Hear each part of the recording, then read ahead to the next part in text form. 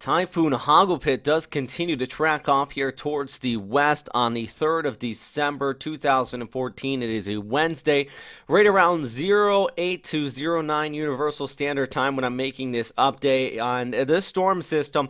Still continuing to intensify, but it is starting to encounter some vertical wind shear from the north. You can even see it here on the satellite imagery. You have your cold surge in these areas in the cloud cover pushing off towards the northeast, and then you have some of these shear lines really starting to set up along the northern periphery of our storm system here on your Wednesday. As far as the center of circulation, though, a well-defined eye starting to show up here, especially on microwave imagery. This image actually coming from the University of Wisconsin. You can see Yap approaching there on the western periphery where the storm system is expected to move past here on Wednesday evening. And really that outer eye wall really starting to become more defined. The eye itself hasn't really cleaned out just yet. We're still seeing some convection in here, but the overall circulation with this, guys, is definitely there. It is spherical, and you can see these basically a buzzsaw blade kind of forming around that circulation, so that does show this intensification becoming more like a Category 2 to Category 3 equivalent on the Safford-Simpson scale, vice just barely at that Cat 1 status. I mentioned Yap on the western periphery of that imagery is really vastly being approached by our typhoon here. At this time, they are under typhoon warnings according to the Guam National Weather Service. Tropical storm warnings also in effect for Palau farther towards the south, although the bulk of the population on the southern extent of Palau Koror there should miss out on the worst of the storm system. I wouldn't be surprised if they've seen tropical storm strength winds there. Our friends in Yap here on Wednesday evening are going to be getting the worst of this storm. You can see here the wind field based on the ECMWF model, especially less than 24 hours out. This is going to be fairly accurate, and as it does push just south of the island with about 9,000 people, you could be seeing winds definitely gusting up to typhoon intensity. You're not going to be seeing anything upwards of a super typhoon status by no means. The storm system, even in the worst of it, is not quite that strong, but enough to blow things around, guys, or even to cause localized flooding on the island. Now down towards the south, as I mentioned, Palau is going to be missing out on this for the most part as far as that right front quadrant. Definitely you'll be on the left side of it. Still some scattered showers expected in the forecast, but the winds, at least the damaging stuff, should remain farther off towards the north. At least at this time, Yap is reporting winds at about 19 gusting to 25 knots. Peak wind here at about 35 knots, so tropical storm strength peak wind being reported over there. Meanwhile, farther towards the south in Palau, though, just 3-knot winds, unlimited visibility. So it kind of shows you the difference here with the impact of the storm as it does push just towards the south of Yap and then off there towards the northwest. And conditions improving behind it here as you go ahead through Thursday, though it is going to be improving out here for about these 32,000 people that live on these two groups of islands. Now, let's pull back the picture and talk about the Philippines. That's why everybody's watching this. I know that throughout the today, I've been seeing a lot of people throwing around percentages. I guess a couple agencies put that out there saying 60% one way, 40% another way. To be honest, I'm not a fan of percentages when it comes to storm tracks, so please do not ask me. And I've seen a lot of people ask me that on the Facebook page, and I definitely just did not answer it. Really, I'm a big fan of the track is what it is, may have some uncertainty, and right now we do have some uncertainty. That's why we talk about the cone of air. It still could turn towards the northeast with that addition of the cold surge coming in, combined with an upper level trough towards the east. But I mean, at this time, guys, I have fair confidence this is going to come on shore. And if it doesn't just come on shore, it is going to brush the coastline of Samar and Leyte. But overall consensus from all the different agencies expect this to come just towards the south of Tacloban.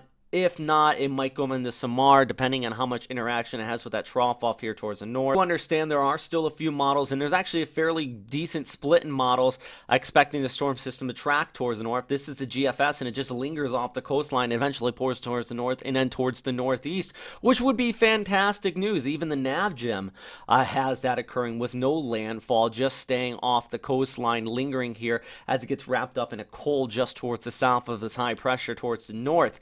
This this would just make for very blustery conditions, but you wouldn't have a significant storm surge or anything like that. On the other hand, the ECMWF model, that has also been joined by a few other models, interaction with the trough towards the north, at a minimum, it does cause it to kind of lift and some shearing on the northern periphery of this, as I mentioned earlier on with that shear line in the first satellite imagery, but it doesn't pull it towards the northeast enough. It's just not strong enough, and that brings it onshore here on Saturday into the morning hours across eastern portions of Visayas, basically in the same areas that were absolutely severely impacted with Typhoon Haiyan last year. And at this time, I don't want to even think about the possibility of this trending towards the north, because if I do put that out there, some people may not take this seriously. It would be fantastic news if it does, but the mayor of actually Cebu put it best. He says, hey, I want you to over-prepare. If it goes well, then it goes well, but right now there's just too much of a threat here to not prepare for this storm. You want to be making those basically possibly life-saving decisions at this point, as in really just cleaning up your yard for starters, evacuating if you do live on the immediate coastal areas. Just head towards a shelter. It's as simple as that. In some areas, these shelters definitely are sturdy enough as opposed to just living right near the beach. Also, we're going to be looking at the threat of heavy rainfall, so anybody in low-lying areas, you definitely want to be ready to evacuate. And at the very least, Adonis put this out earlier in a Facebook post, and I never really think about it, just clean up any drains in your local area, because that could reduce flooding. Something as simple as that. I mean, take a look at the ECMWF model, the model that I showed you that has this storm system traversing Visayas. In some areas out here, you're seeing upwards of about 15 inches, which is well over 400 millimeters of total accumulation, enough to cause flooding and even landslides. And here's just a quick look at the official track from the Japan Meteorological Agency. Just prior to landfall, winds of 157 gusting to 222 kilometers per hour.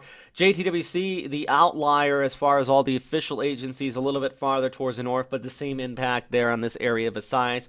Always remember, if you're in the northeastern periphery of this storm system, when it comes on shore, especially in the low-lying bay area, there is that very severe threat of flooding. As far as the model's dynamic, a lot of you, there is still some room for debate here. Some of them still pulling the storm system off towards the north, but the general consensus stays just towards the east of Visayas, and that definitely is enough of a threat for the warnings that are being posted at this time. Pagasa has put out a warning graphic. Now, this was from their press conference, nothing posted on their website of this storm, and they do expect it to come on shore there into eastern Visayas. So, hey guys, the warnings are being put out there. Shouldn't be anybody caught off guard by this.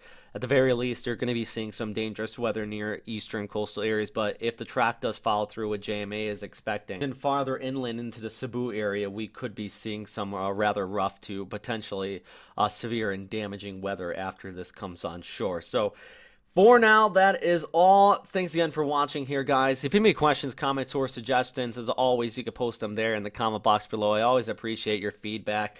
And, of course, we're not an official agency, so please do continue to check in with your local authorities if you are worried about having to evacuate or anything like that. Another update coming in from meteorologist Mike Adcock later on tonight.